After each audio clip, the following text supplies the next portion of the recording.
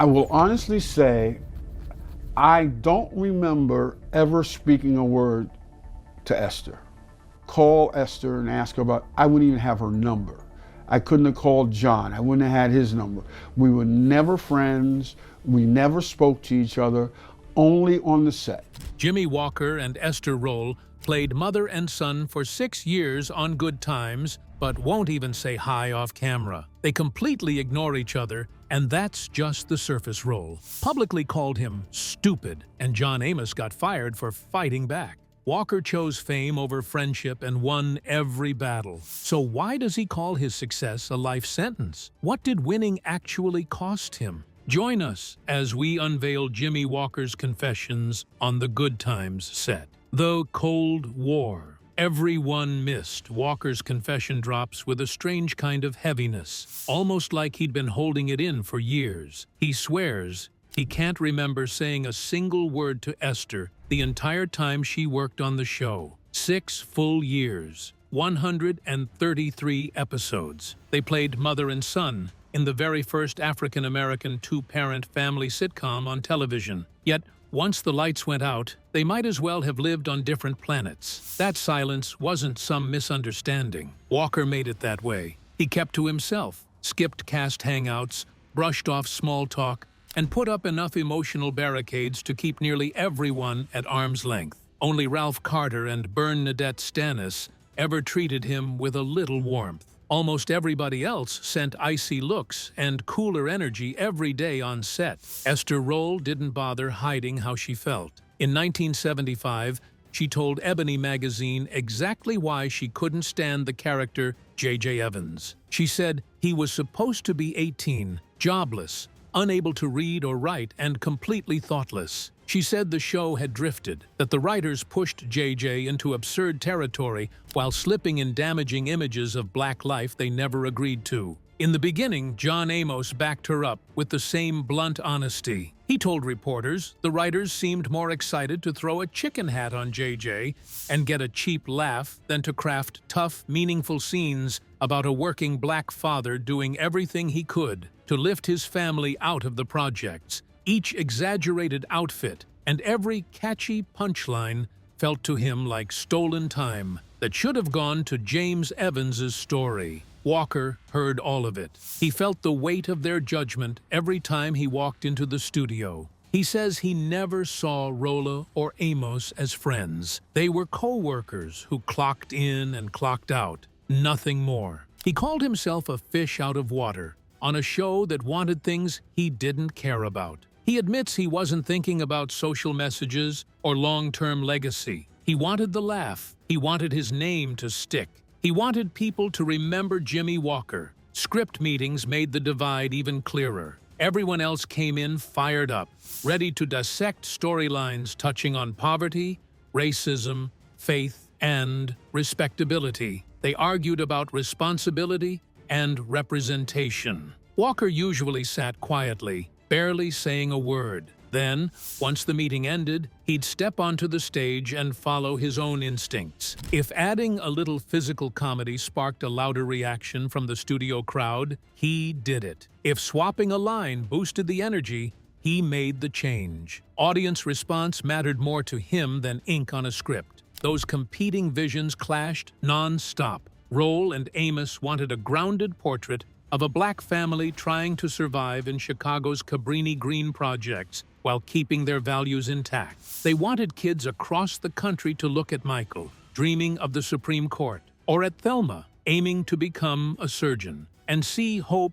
Walker was chasing something totally different. He leaned into catchphrases, wild outfits, and hard-hitting slapstick, because the reaction in the room told him that was working. From day one, he knew it'd rub people the wrong way. He knew Rolle and Amos saw him as the one derailing the show's purpose. But in his mind, if he didn't bring the laughs, his career wouldn't last past a season or two. So he picked the route that gave him staying power, even if it meant losing every meaningful bond on set.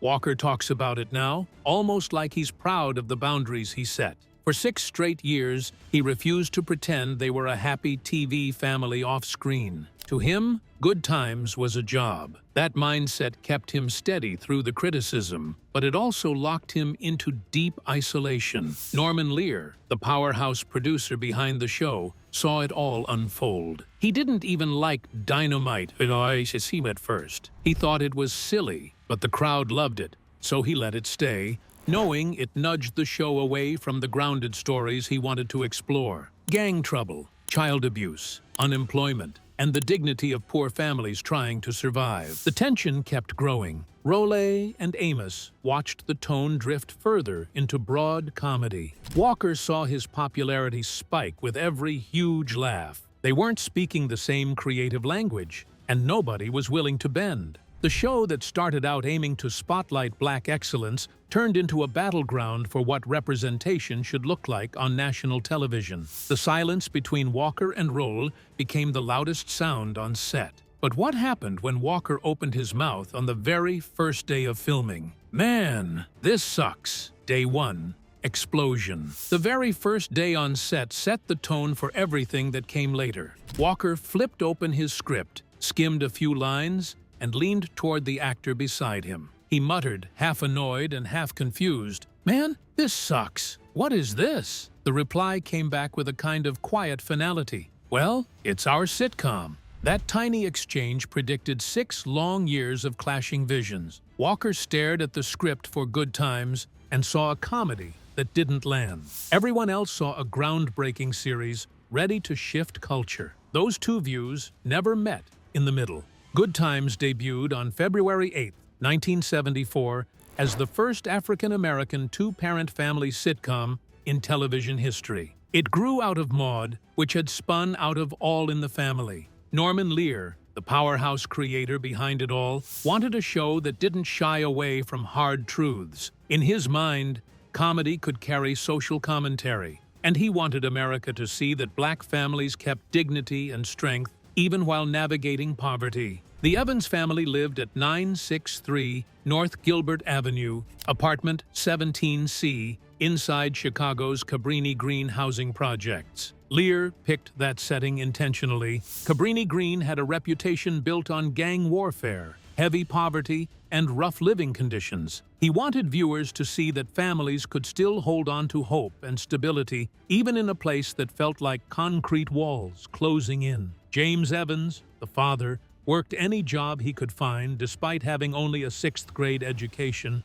He kept his pride intact, avoided handouts, and hustled at pool tables when the family needed quick cash. Florida Evans carried the home with steady faith and gentle authority, taking cleaning jobs when necessary but never wavering from her moral core. Their kids represented the future Lear wanted to highlight. JJ dreamed of making it as an artist. Thelma pushed herself through high school and community college with plans to become a surgeon. Young Michael, fiery and outspoken, fought for black causes so passionately that James jokingly called him the militant midget. Together, the family stood as a symbol that brilliance could come from the projects if given room to grow. The show tackled gang conflict, racism, child abuse, substance problems, evictions, and unemployment. Real issues confronting black families all over the country. Lear built Good Times to prove that possibility lived inside those struggles. Walker wasn't moved by any of that. He wanted laughs. That divide started on a day that only widened. Director John Rich pressed him to shout, "Dynamite!" in every episode. Lear hated the phrase with deep frustration because he felt it cheapened the message. Walker said it anyway. His reason stayed consistent. He needed something unforgettable, so audiences would recognize him instantly. That gamble worked. The phrase exploded nationwide. Shirts flew off store shelves. TV Land eventually placed it on their list of 100 greatest quotes and catchphrases. Teenagers repeated it in school hallways. Kids copied JJ's strut on playgrounds. Walker became visible everywhere he went. But the fallout on set came fast. Rolle's frustration grew with each script rewrite. She watched writers push the show toward JJ's wild costumes and slapstick. She watched storylines about dignity and survival get chopped down to make room for punchlines. To her, the show drifted from a meaningful portrayal of Black life to something that fed stereotypes. Amos felt the sting from another angle James Evans was meant to embody. Strong Black fatherhood, hardworking, principled, and determined to lift his family out of the projects. As JJ's scenes grew, Amos's scenes shrank. The character he believed in was being erased piece by piece. Their fight wasn't petty. It was a battle over what Black representation needed to look like on national television. In 1974, Rolle and Amos felt a responsibility to protect that image. Walker believed audiences tuned in for entertainment first, message second. Ratings backed him every week. Without those numbers, Lear's social mission wouldn't reach anyone. Both sides stood firm. Rolle and Amos saw Walker's comedy as harmful. Walker saw their seriousness as a recipe for cancellation. No one budged. And in that first battle, Walker won. People still remembered Dynamite. They still pictured JJ's swagger. They still remembered Jimmie Walker. Walker won the battle for audience attention. But could he survive the war that was coming next? What happened when the producers decided they'd had enough of John Amos fighting back? They ended his character to fire him. Season 3 hit the cast like a storm they couldn't outrun. John Amos was clashing with Norman Lear and the writers almost daily, and these weren't quiet. Behind-the-door disagreements, these were full-on blow-ups in the middle of the production floor, the kind that froze everyone in place and stopped filming cold. Amos later admitted the truth with that blunt honesty he never hid.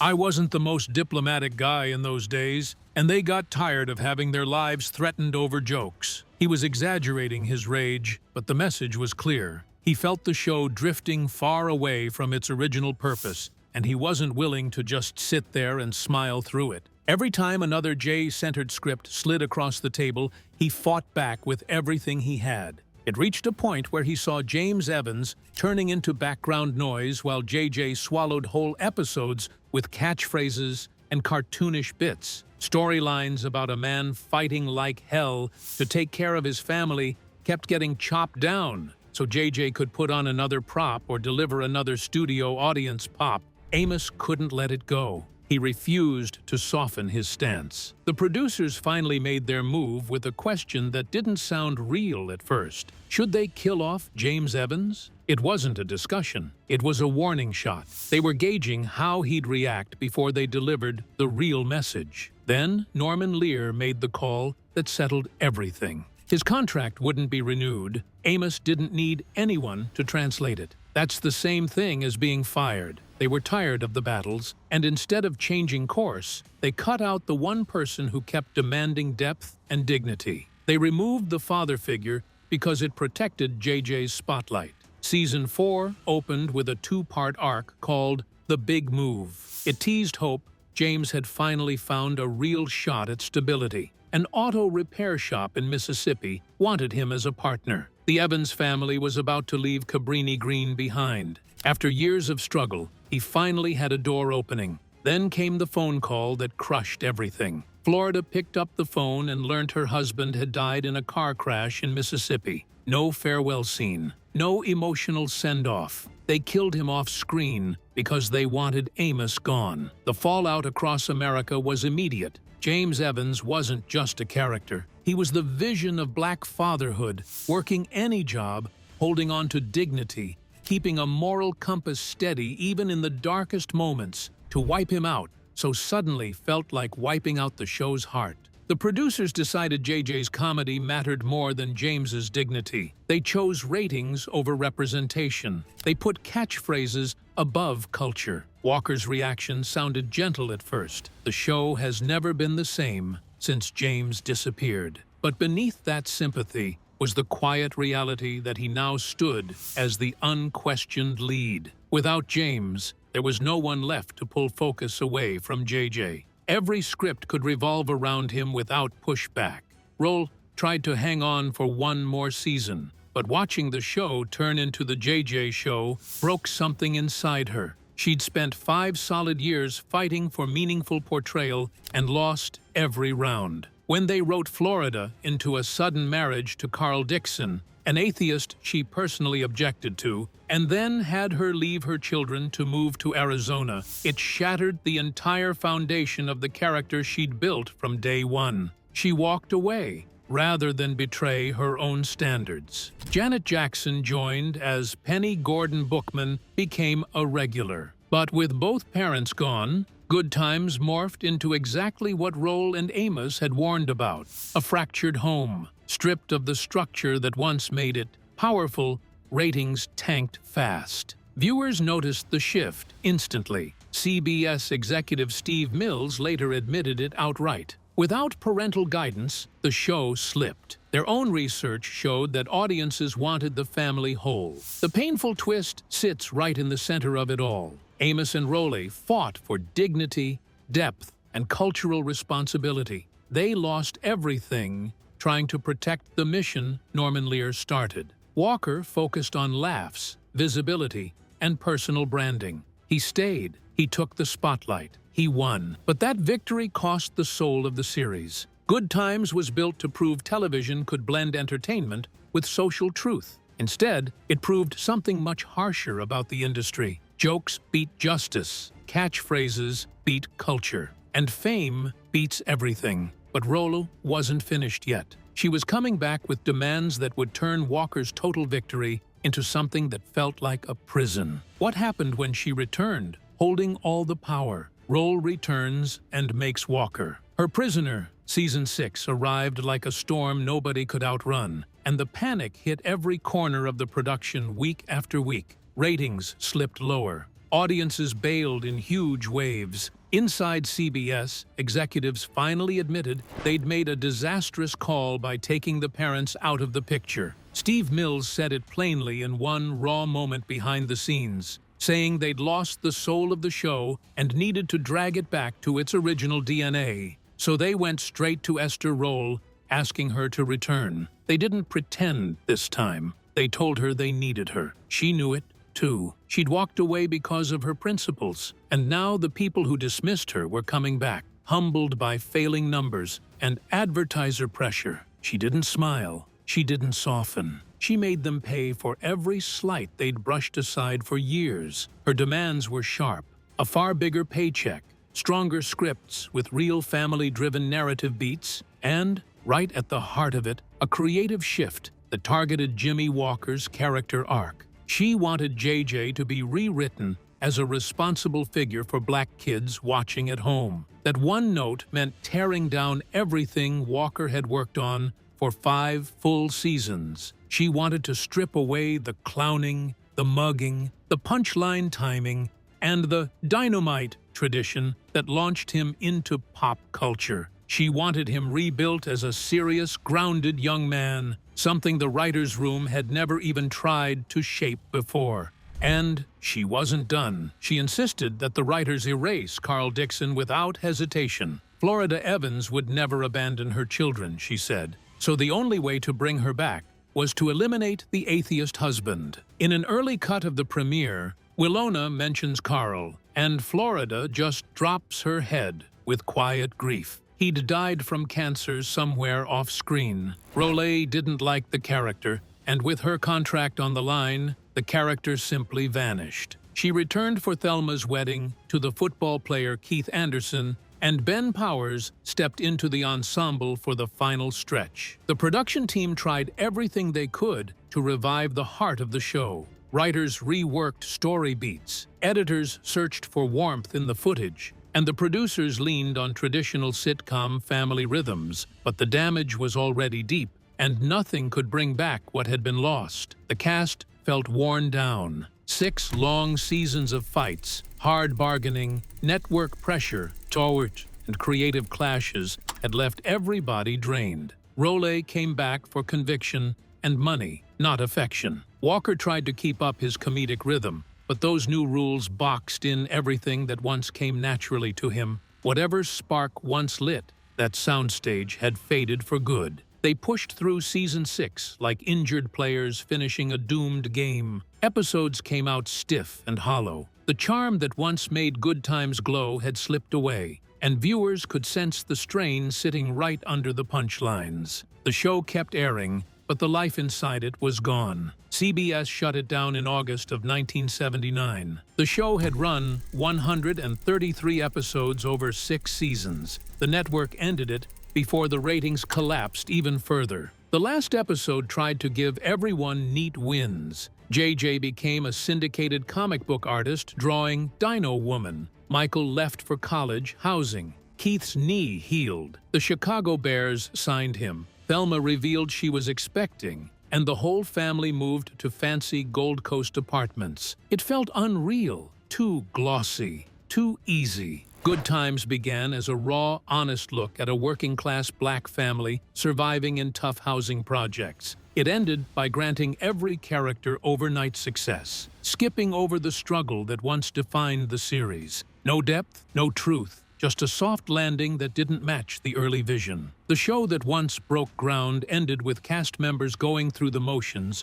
until the network finally let them go. Rolle walked away with a little dignity restored, but she knew the fight. She started back in 1975, had already been lost. John Amos had been written out for demanding authenticity. His James Evans stood for the show's purpose, and they killed him to make room for brighter gags and louder costumes. When the finale aired, Walker was the only original actor still standing. He survived every conflict. He stayed on payroll. No matter who disliked it, he became the face of Good Times. And in the end, he got exactly what he'd asked for when he first said the scripts needed fixing. He became unforgettable. Every viewer carried Jimmie Walker, and that catchphrase with them long after the lights went out. Walker stood victorious when Good Times ended. He'd outlasted everyone. He'd won the war. So why did his victory feel like the beginning of a life sentence? When success became solitary confinement,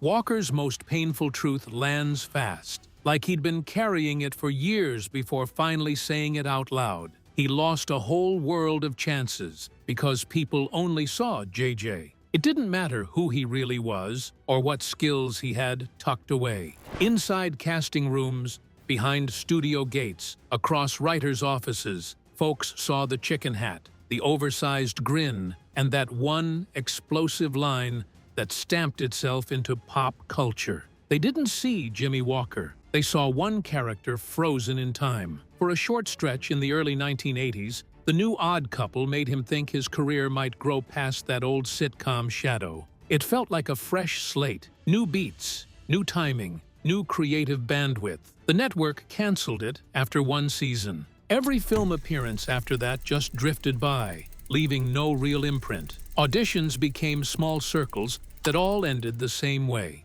Directors leaned back in their chairs, smiled, and asked him to do the voice, say the line. Bring back JJ. The industry didn't want reinvention. They wanted reruns performed live. He later admitted what those years did to him. No matter what type of set he walked onto, no matter how polished his new material was, people kept waiting for one thing. He could sharpen the craft, run tight stand-up sets, and build entirely fresh routines. It never changed anything. Audiences wanted dynamite. If he didn't give it to them, they groaned. They felt short-changed. That catchphrase, the same one that made him a breakout sitcom star, locked him in. JJ swallowed him whole. The character became a cage, and the bars closed in a little more every year. He even calls the years after Good Times the bad times, not in a joking way, but with the flat honesty of someone who lived it. He ended up back in tiny comedy clubs, playing to small crowds just to stay afloat. The same man who once lit up millions of living rooms now stood under dim lights, performing bits from a role he'd long outgrown. Yet the pain didn't stop with his career. His personal life flattened too. Walker never married. He never had kids. He built a life with no partner and no family. He hardly speaks to former co-stars. The guarded silence he practiced on the Good Times set grew deeper, heavier, and eventually permanent. When he talks about staying single, he calls it freedom and prolonged loneliness. The way he phrases it sounds controlled, like a decision he made carefully. but the sorrow underneath it is impossible to miss. Decades of one-man tours, airports at dawn, empty hotel rooms, eating alone, traveling alone, working alone, always alone. He used to shut everyone out on set. He skipped cast outings, kept his life private, and avoided sharing anything personal.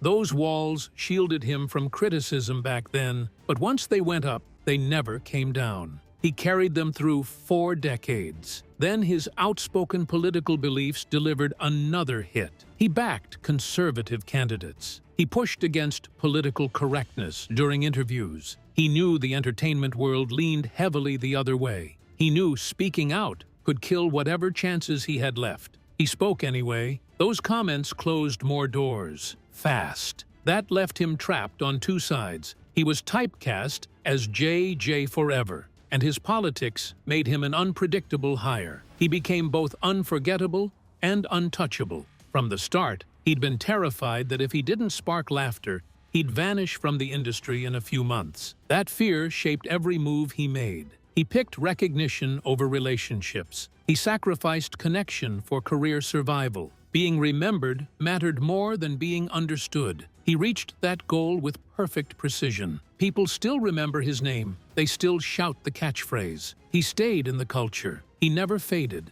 but the price was steep. He spent his life on the road with no partner, no close circle, no soft place to land. He stayed famous and lonely at the same time. He won every on-set fight. He became the standout of Good Times, and he's lived with the cost of that victory ever since. Carrying fame, like a sentence, he can't appeal. Walker stood alone at the top when Good Times ended, but time kept moving. Death came for his enemies, and Walker finally had to face the truth about everything he'd destroyed. Was Walker right or dead wrong? 2024 cracked something deep inside Walker. John Amos passed away, and the news hit him harder than anyone expected. They'd spent 6 long years locked in creative combat on the Good Times set. Walker helped push him out. He benefited when Amos was gone. Yet when Amos died, Walker broke down in public. He called him a cornerstone and admitted the loss hit him so hard he couldn't hide his grief. It's strange when you sit with it. Walker never built a friendship with the man. They barely spoke off camera. Amos's exit opened space for Walker's rise. The character's death gave JJ more screen time and bigger laughs. But now, decades later, Walker finally spoke out about what Amos meant to the show, to the craft, to black television. Maybe it was guilt bubbling up, maybe regret. Maybe the painful truth was that he'd wasted all those years avoiding someone who actually mattered. Amos died without ever hearing that respect from Walker himself. Then, Netflix rolled out its animated Good Times reboot in 2024, and Walker didn't hold back. He said it lacks the original spirit and slammed Hollywood for recycling instead of honoring what the show once stood for. To him, the reboot felt commercial, like mass production instead of storytelling. That critique cuts sharply because Walker spent 6 seasons chasing punchlines instead of purpose. He fought for quips and sight gags, while Rolle and Amos pushed for meaningful representation. Now he finally sees the emptiness they warned him about. He sees what they were trying to preserve. Walker is 78 now and still grinding non-stop. He's filming Forgotten Fortune in Oklahoma in 2025, drafting his 2nd book, touring comedy clubs, and showing up on local stations for skin cancer awareness campaigns. Work keeps him moving. It's the only place he doesn't feel quiet. His recent reflections paint a picture he rarely shared before. He explained that he built tight walls between work and real life early in his career and never took them down. He kept his style sharp and loud on camera, but those same walls kept him from connecting with anyone he worked with. His big moments on screen were unforgettable, but behind the scenes, those moments pushed people further away. His final take on Good Times sums it all up. Both good times and bad times happening at once. The brilliance, the damage, the fame, the loneliness, everything overlapping. His last confession should scare any artist chasing applause. Laughter helped me survive, but it cost me friendships and connections. He chose visibility over vulnerability. He built a legacy, but it came with empty spaces he can't fill. Meanwhile, Rolle and Amos fought for dignity and substance. They wanted the show to mean something to Black families watching each week. They worked like they had a duty to protect that image, even if it cost them personally. And it did. Amos got fired. Rolle walked away and watched everything she believed in fall apart. Walker went the other direction. He picked fame over friendship, punchlines over principle. He won every creative fight. The show bent toward him, yet both sides were right in their own ways. Representation mattered. So did entertainment value. The show could have carried humor and dignity together, but nobody backed down. The clash swallowed the series and damaged everyone involved. Decades later, Walker has the fame he fought for, but he lives with silence where connection should be. Rolle and Amos kept their integrity, but lost their place on the show. And the question still hangs in the air with no clear answer. Who truly won? Thanks for watching. If you enjoyed this video, please hit the like button, leave nice comments, and don't forget to subscribe for more interesting content. Check out another interesting video by clicking on the video appearing on your screen right now.